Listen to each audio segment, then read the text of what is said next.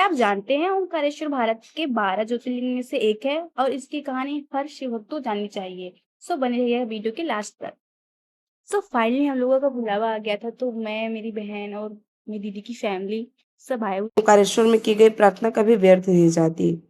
तो आज हम फाइनली वहीं आए हैं। यहाँ इतना सुकून है नर्मदा जी के किनारे। गौमुख घाट जो है ना, वहां से बैठ के मंदिर देखना भगवान का, बगल में नर्मदा जी बहती हुई, इतनी सुंदर जगह है। मतलब मेरे को इतना अच्छा लगा कि बहुत सुकून, शांति। और ये झूला ब्रिज है, यहाँ तो बहुत ही अच्छा लगता है क्योंकि बीच बीच में झूलता वगैरह ऐसा हिलता रहता है ना।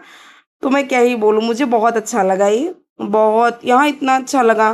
तो हमने नाव से नहीं एंट्री ली क्योंकि हमारे साथ जो लोग थे वो, मतलब किसी को ना नाव में नहीं बैठना था, मतलब एक आदमी को नाव में नहीं बैठना था क्योंकि उनको प्रॉब्लम थी नाव में बैठने से। तो फिर हम ब्रिज से, क्योंकि नेक्स्ट टाइम जब आए थे ना तो नाव से ही गए थे पिछली बार जब आए थे। तो इस बार हमें लगा एक बार ब्रिज भी देखना चाहिए कि ब्रिज से जाके कैसा हो, क्योंकि हम फर्स्ट टाइम ब्रिज से जा रहे हैं। तो फाइनली हम ये ब्रिज क्रॉस कर रहे हैं। अभी सुबह ही है, फिर भी हमने सोचा था भीड़ ही नहीं होगी, बिल्कुल सुबह भीड़ भाड़ नहीं होगी। लेकिन इतनी भीड़ सुबह भी हो गई थी कि हमको बिलीव ही नहीं हो रहा है। और सुबह सुबह तो दर्शन करना भगवान का बहुत ही अच्छा होता है। तो हम भी फाइनली आ ही गए हैं। इतनी भीड़ हो गई थी कि हम क्या ही बोलो, हमको लगा कि मतलब अच्छा रहेगा सुबह सुबह।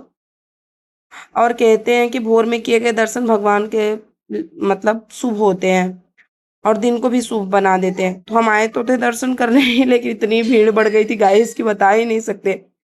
आज हम सुबह सुबह प्रभु के दरबार में पहुंचे। यहाँ की शांति, मंदिर के घंटे और भक्तों की आस्था देखकर मन सच में भावुक हो गया। लोग यहाँ सिर्फ दर्शन करने नहीं आते, अपनी परेशानियां, अपने सपने और अपनी उम्मीद भगवान के चरणों में छोड़ने आते हैं। मान्यता है कि सच्चे मन से ये प्रार्थना कभी खाली नहीं जाती। तो फाइनली उसी प्रार्थना के लिए गाइस हम भी आ चुके हैं। तो हम आए थे शायद ये घर से 4:30 निकले थे या 5। तो वहां से आते आते हमको 6 बजे हम शायद लाइन में लग गए थे। 4:30 निकले थे, 6:30 पहुंच गए थे, 7 बजे लाइन में लग गए थे। इतनी भीड़, फाइनली हमें कुछ मतलब मंदिर जब दिखा तो हमें सुकून, चलो प्रभु दिख गए, मंदिर दिख गया, मतलब पहुंचने ही वाले हैं।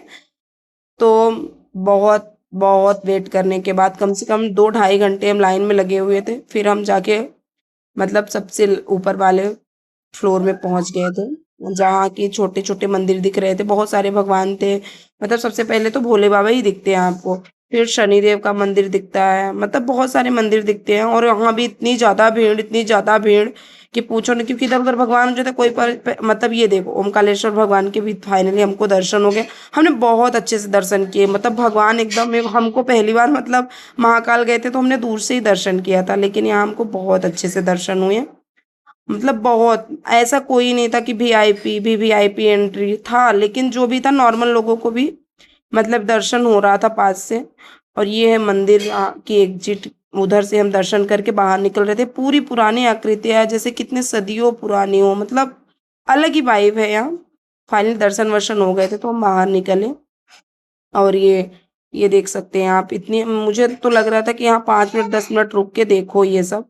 फिर हम वहां से बाहर निकल गए और ये दर्शन वर्शन करके फिर झूला ब्रिज से ही रिटर्न आ रहे थे। Bye bye guys.